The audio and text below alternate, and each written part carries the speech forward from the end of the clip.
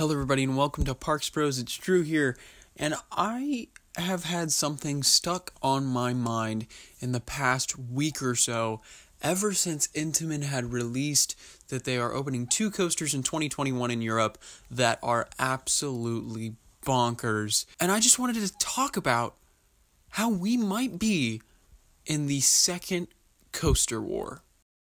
Now, if you don't know what the first coaster war was, or the coaster war was, it was a series of years where Six Flags and Cedar Fair parks tried to one-up each other with taller and faster and just more intense rides in the early 2000s and even late 90s, you could even argue. So it's a very interesting time to be an enthusiast, especially right now with RMC and Mach and Intamin even stepping up their game in the past couple of years. It's going to be crazy in the future. But I just wanted to give a little background to the first coaster war and to see if we are truly living in the second one now. So the first coaster war could technically be traced back to Magnum XL200 at Cedar Point, the first hyper coaster. Now, this was not built during the first coaster war, but you could say it was a predecessor of what the coaster wars would become. Taller, faster, more airtime, more intense, just bigger all around.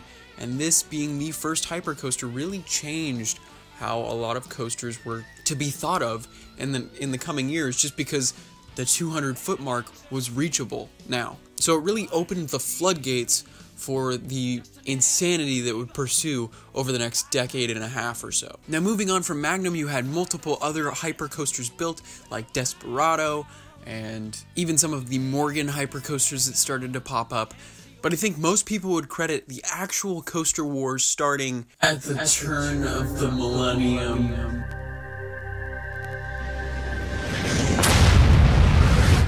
At the turn of the millennium, there were signs.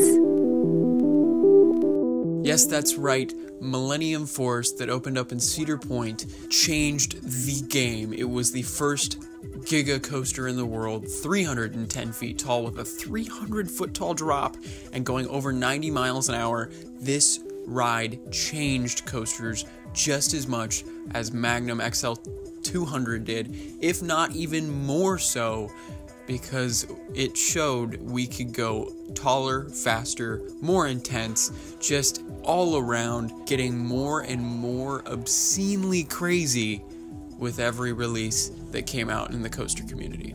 Now, this would lead to taller and faster coasters all around, including things like El Toro, and then specifically the Intamin Accelerator model, starting with Accelerator in 2003, and then moving on to Top Thrill Dragster, as well as King Dakar, the 2 tallest and fastest in the world at the time of their opening. I think they are still the 2 tallest coasters in the world regardless, but they are now in second and third for fastest as of this decade.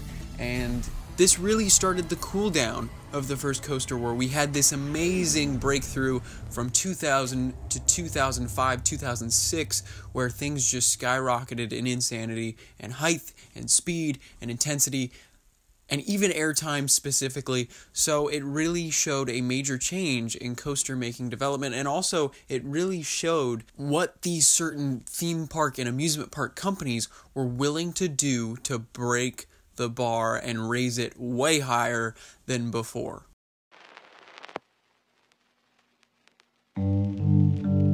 Now, of course, after 2006, we reach 2008 and the recession that ended up changing a lot of parks' plans, I'm sure, about adding better and better coasters because of money issues.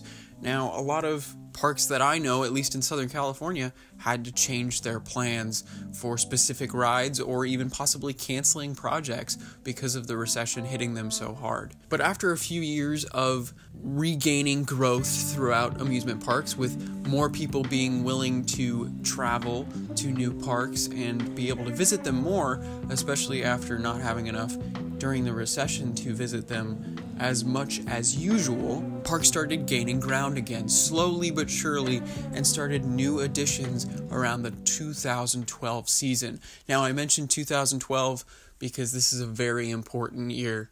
It shows the beginnings of 2 new types of rides that have changed the industry from that point, just like Magnum XL 200, just like Millennium Force. And I have to mention at least these two rides, and one of them is Leviathan at Canada's Wonderland. Now, I know that might be a surprise, but it was the first B&M Giga Coaster. Now, you could argue that I-305 really started things to get going in 2010, of course, being the second Giga Coaster in North America, but I would argue that Leviathan actually ended up changing more perceptions of what could be happening between companies. Now you have two major companies, Intamin and B&M, creating a Giga Coaster each. Now that's where I think some battles had pursued between companies with Giga Coasters. Now you didn't have just Intamin making Giga Coasters or Strata Coasters potentially.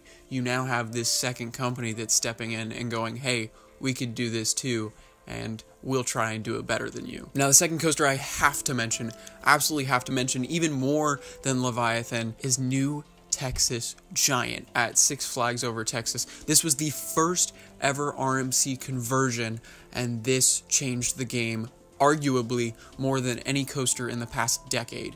RMC has become arguably the most favorited manufacturer among enthusiasts in the past decade, if not all time. They have also become one of the most prominent manufacturers throughout all parks, at least in North America as of now, and it really shows by how many parks have actually purchased these conversions over the years. You went from New Texas Giant to Iron Rattler to Outlaw Run to Goliath to all these new coasters that have taken over a market with their reliability, their intensity, their airtime especially, and just their overall craziness. This is not going to be a war, at least for speed and height, but for just pure insanity.